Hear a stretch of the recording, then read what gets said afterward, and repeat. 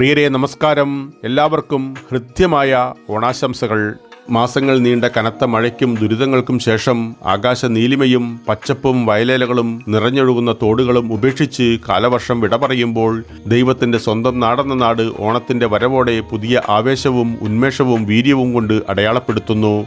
ദൈവത്തിൻ്റെ സ്വന്തം നാട്ടിൽ ജനിക്കുവാനുള്ള ഭാഗ്യം ഏതൊരാൾക്ക് ഉണ്ടെങ്കിലോ ഇല്ലെങ്കിലോ ഓണം നിങ്ങൾക്ക് അപരിചിതമായ ഒരു ആഘോഷമായിരിക്കില്ല.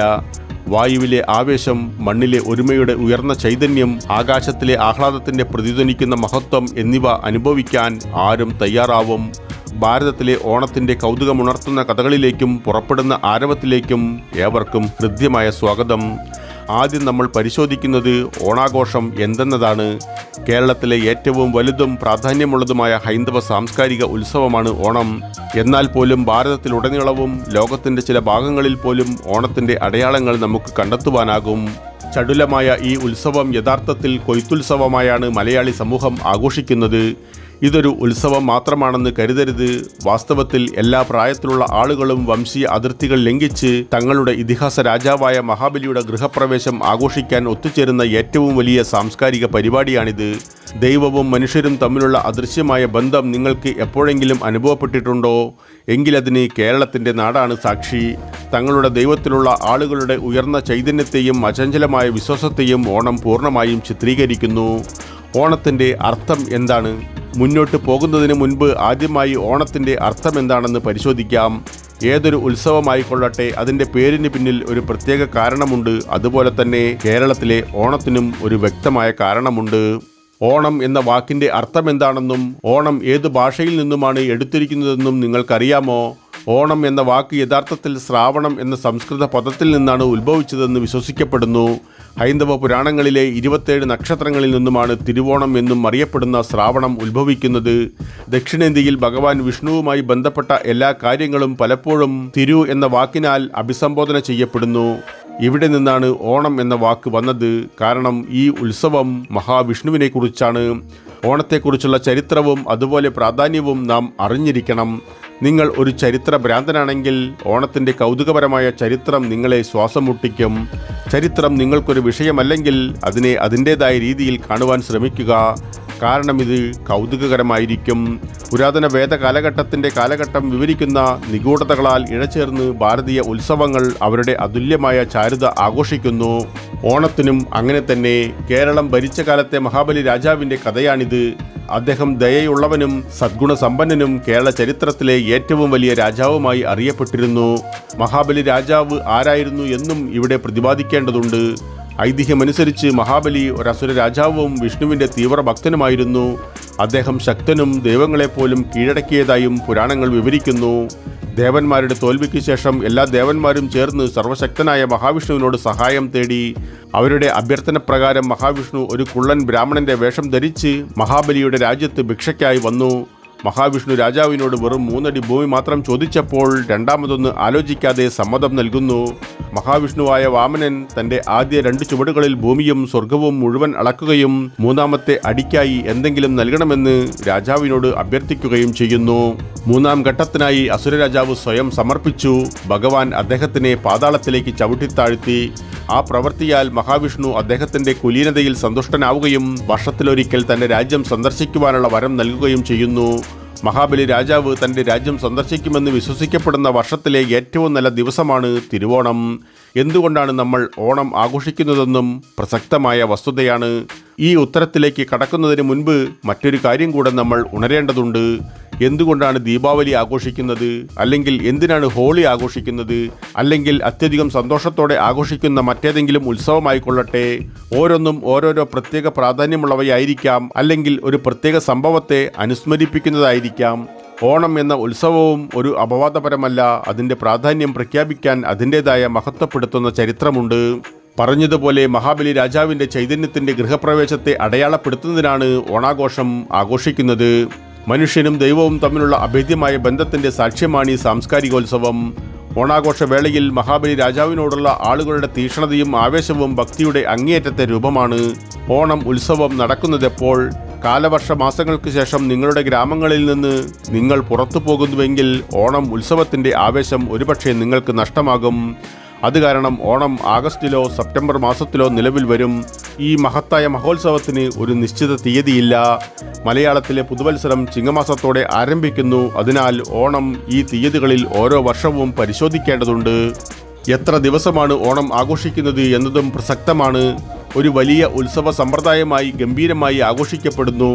ഉത്സവം 10 ദിവസം നീണ്ടു നിൽക്കുന്നു. ആദ്യത്തെയും അവസാനത്തെയും ദിവസങ്ങളാണ് ഏറ്റവും പ്രധാനപ്പെട്ടത്. അത്തം എന്ന നാളിൽ അത്യധികം ആവേശത്തോടെ ആരംഭിച്ച് 10ാം ദിവസം അത്യാഡംബരത്തോടെ തിരുവോണത്തിൽ പര്യവസാനിക്കുന്നു. 9 ദിവസം ആഘോഷിക്കപ്പെടുന്ന നവരാത്രി ഉത്സവങ്ങളിൽ നിന്നും വ്യത്യസ്തമായി അതിൻ്റേതായ രീതിയിൽ 10 ദിവസം ഓണം ആഘോഷിക്കുന്നു. ഈ ഓരോ ദിവസത്തിൻ്റെയും പ്രത്യേകതകളെക്കുറിച്ചും നമുക്ക് പരിശോധിക്കാം. 1ാം ദിവസം അത്തം.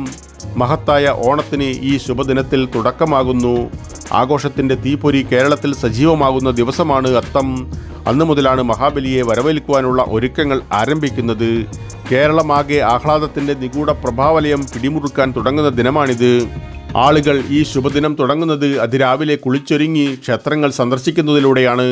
അതിനുശേഷം ആവിയിൽ വേവിച്ച നേന്ത്രപ്പഴം, കാച്ചിയ പപ്പടവും തുടങ്ങിയ പ്രഭാത ഭക്ഷണം കഴിക്കുന്നു. ഓണത്തിൻ്റെ 10 ദിവസങ്ങളിലെയും പ്രഭാത ഭക്ഷണം ഒന്നു തന്നെയാണ്.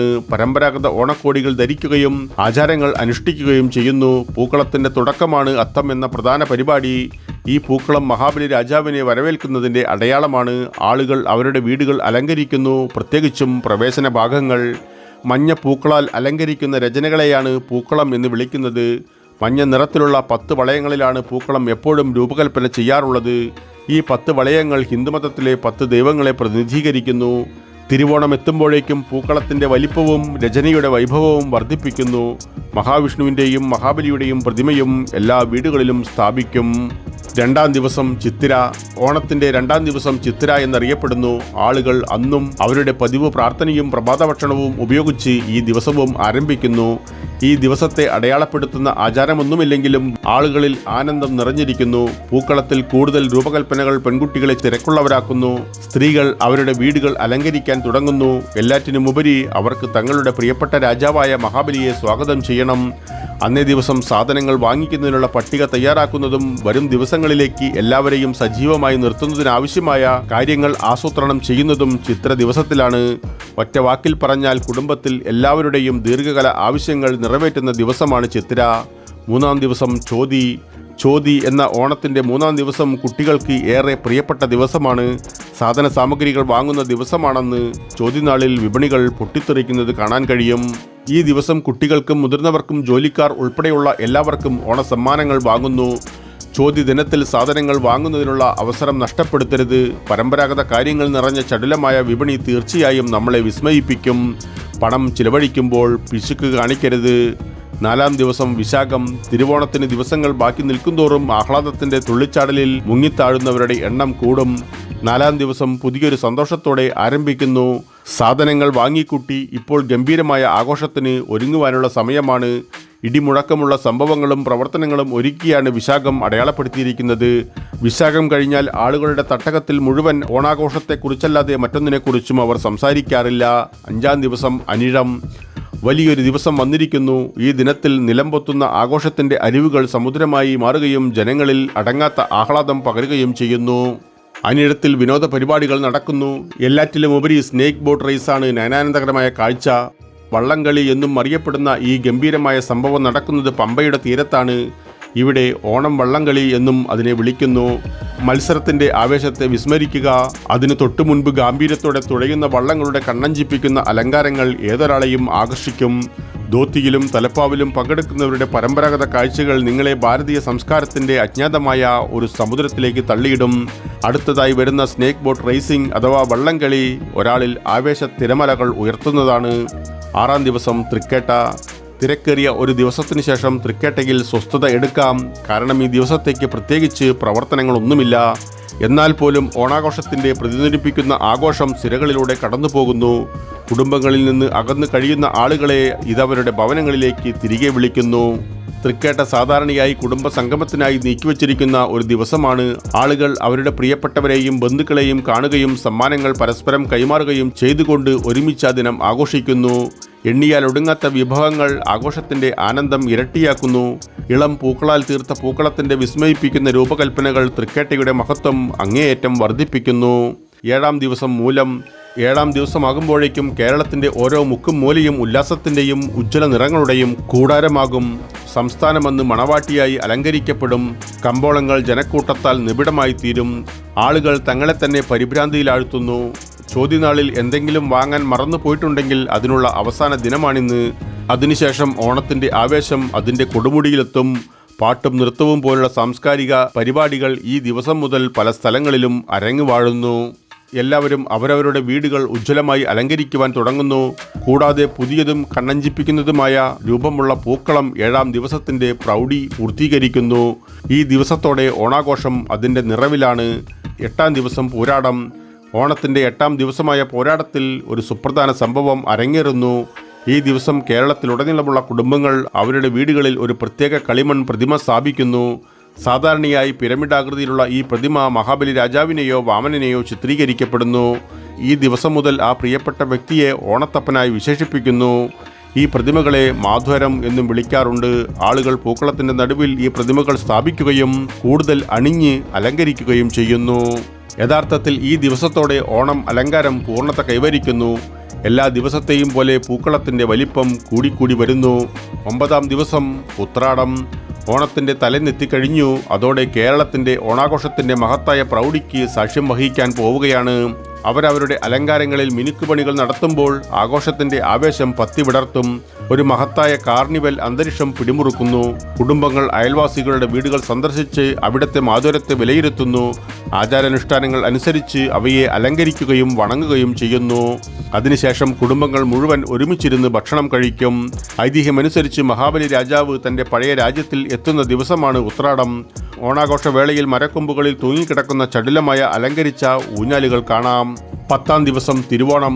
ഒടുവിൽ എല്ലാവരും ഒരു വർഷമായി കാത്തിരിക്കുന്നതും വർണ്ണാഭമായതുമായ ആ ദിനം സംജാതമായിരിക്കുന്നു. ഓണാശംസകൾ എന്ന അനുരണന ഗാനങ്ങൾ കൊണ്ട് സംസ്ഥാനമൊട്ടാകെ പ്രതിധ്വനിക്കുന്നു. പരസ്പരം കണ്ടുമുട്ടുന്ന ആരിൽ നിന്നും ഊഷ്മളമായ ഓണാശംസകൾ പ്രതീക്ഷിക്കുന്നു. ഈ ആഹ്ലാദകരമായ ഉത്സവവേളയിൽ ആളുകൾ സാമൂഹിക പ്രതിബന്ധങ്ങളെ മറികടന്ന് ഒരുമിച്ച് ആഘോഷിക്കുന്നു.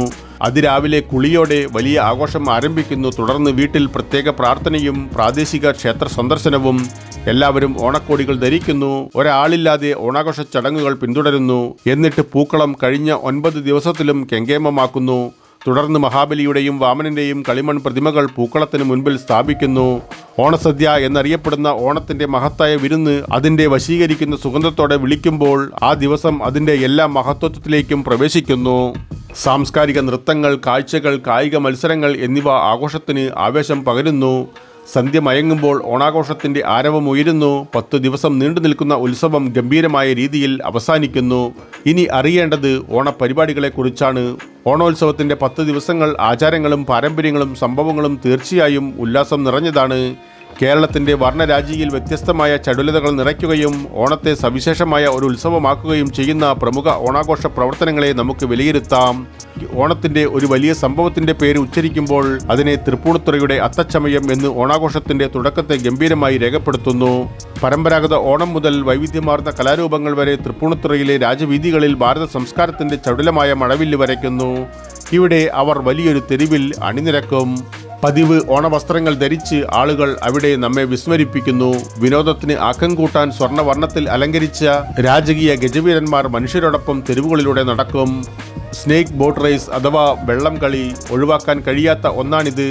ഓണാഘോഷത്തിൻ്റെ ഏറ്റവും വലിയതും ഓരോരുത്തരും കാത്തിരിക്കുന്നതുമായ പരിപാടിയാണ് വള്ളംകളി.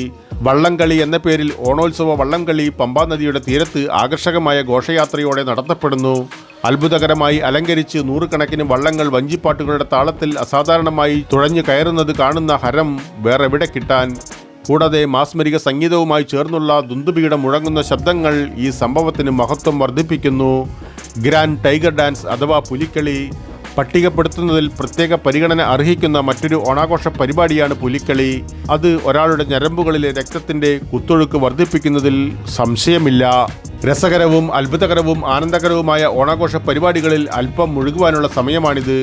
ഓണാഘോഷത്തിന്റെ ഉല്ലാസം വലിയ സംഭവങ്ങളുടെയും എണ്ണമറ്റ ആചാരങ്ങളുടെയും പരിധിക്കുള്ളിൽ മാത്രമല്ല, എല്ലാ വിധത്തിലും ഉത്സവം ഗംഭീരമാണ്. അതിന് അതിൻ്റെതായ നർമ്മപരമായ കലാപരിപാടികളുമുണ്ട്. വാസ്തവത്തിൽ ഈ ചെറിയ കളികൾ മഹത്തായ ഈ ആഘോഷത്തിന്റെ ഉത്സവം പൂർത്തിയാക്കുന്നു. ഏതൊരാൾക്കും കളിയോട് തന്നെ താല്പര്യമില്ലെങ്കിലും അവരെ കളിക്കളത്തിലേക്ക് ഇറങ്ങാൻ പ്രേരിപ്പിക്കും. വിവിധ തരത്തിലുള്ള വീടിനകത്തും പുറത്തും നടക്കുന്ന കളികളുണ്ട്. ഇവിടെ വിയർപ്പ് പൊടിക്കുന്നത് ഒരു മോശം ആശയമായി തോന്നിപ്പിക്കുകയേ ഇല്ല. ഓണസദ്യ എന്നതിനെക്കുറിച്ച് പറയാനുണ്ടോ? പ്രത്യേകതരം വിഭവങ്ങളില്ലാതെ ആഘോഷിക്കപ്പെടുന്ന ഒരൊറ്റ ഭാരതീയ ഉത്സവത്തിൻ്റെ പേര് പറയുവാൻ ആർക്കെങ്കിലും കഴിയുമോ? ഒന്നുമുണ്ടാവില്ല.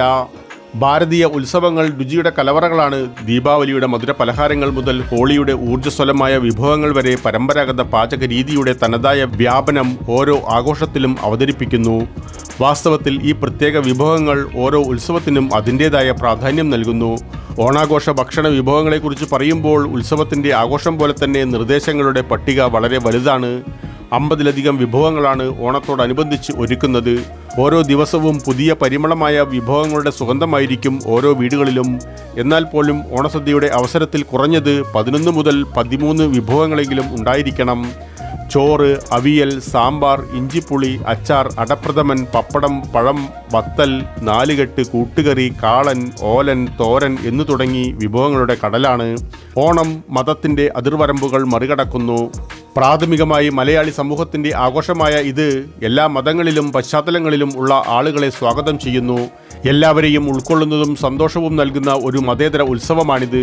പുതുതായി വാങ്ങിയ വസ്ത്രങ്ങൾ ധരിക്കുക എന്നതാണ് ഓണാഘോഷത്തിൻ്റെ ഏറ്റവും പ്രധാനപ്പെട്ട ആചാരം. ഈ ആചാരത്തിന് ഓണക്കോടി എന്നാണ് പേര്. പൂർണ്ണമായ ഉത്സവ രൂപം നൽകാൻ ആളുകൾ പരമ്പരാഗത ഓണോത്സവ വസ്ത്രങ്ങൾ മാത്രം ധരിക്കുന്നു. ഓണക്കാലത്ത് സ്വർണ്ണക്കരയുള്ള വെള്ളപ്പുടവ ധരിച്ച സ്ത്രീകളെ ധാരാളം കാണാൻ കഴിയും. ഈ പരമ്പരാഗത വസ്ത്രത്തിൽ അവർ സ്വർണത്തേക്കാൾ കൂടുതൽ തിളങ്ങുന്നു. ശാലീന സുന്ദരികളായ സ്ത്രീകളിൽ നിന്ന് കണ്ണെടുത്ത് പുരുഷന്മാരെ നോക്കുമ്പോൾ വെളുത്ത കുർത്തയും മുണ്ടും മനോഹരമായി അണിഞ്ഞിരിക്കുന്നു. ഇത് പുരുഷന്മാരുടെ ഓണക്കാലത്തെ പരമ്പരാഗത വസ്ത്രമായി കണക്കാക്കപ്പെടുന്നു. മുഖത്തിൻ്റെ ഓജസ് വർദ്ധിപ്പിക്കാൻ നെറ്റിയിൽ ചന്ദനത്തിലകവും ചാർത്തുന്നു. കേരളത്തിലെ ഏറ്റവും പ്രധാനപ്പെട്ട വിളവെടുപ്പ് ഉത്സവമായാണ് ഓണത്തെ വിലയിരുത്തുന്നത്. പൊങ്കൽ, വിഷു, ഓണം എന്നിങ്ങനെ 3 വിളവെടുപ്പുകളാണ് മലയാളികൾ ആഘോഷിക്കുന്നത്. അതിൽ ഏറ്റവും വലിയ ആഘോഷമാണ് ഓണം. ഓണത്തപ്പൻ ഇല്ലായിരുന്നെങ്കിൽ ഓണാഘോഷം ഉണ്ടാകുമായിരുന്നില്ല. ഓണാഘോഷത്തിന് ശേഷം ഈ പ്രതിമ നിമഞ്ജനം ചെയ്യുന്നു. മഹാബലി രാജാവിനെ ഓണത്തിൻ്റെ ഇതിഹാസമായി കണക്കാക്കുന്നു. വിഷ്ണുവിൻ്റെ അവതാരമായ വാമനനാണ് ഓണാഘോഷ ദേവനായി കണക്കാക്കപ്പെടുന്നത്. പൂക്കളം ഓണാഘോഷത്തിൻ്റെ സത്തയാണ്. പൂ, കളം എന്നീ 2 പദങ്ങൾ ചേർന്നതാണ് പൂക്കളം. പൂ എന്നാൽ പുഷ്പത്തെയും കളം എന്നാൽ കലാസൃഷ്ടിയെയും സൂചിപ്പിക്കുന്നു. വീടുകളിലും ക്ഷേത്രങ്ങളിലും പള്ളിക്കൂടങ്ങളിലും കാര്യാലയങ്ങളിലും വരെ ആളുകൾ പൂക്കളമിടുന്നു. പൂക്കളം പരമ്പരാഗതമായി മഞ്ഞ നിറത്തിലുള്ള പൂക്കൾ കൊണ്ടാണ് രൂപകൽപ്പന ചെയ്തിരിക്കുന്നത്. മറ്റു നിറത്തിലുള്ള പൂക്കളും ഉപയോഗിക്കാം, പക്ഷേ മഞ്ഞ പുഷ്പം ഉണ്ടായിരിക്കണമെന്നത് നിർബന്ധമാണ്. മഞ്ഞ പൂക്കളാണ് ഏറ്റവും ഐശ്വര്യപ്രദമായ ഓണ ഉത്സവ പൂക്കളായി കണക്കാക്കപ്പെടുന്നത്.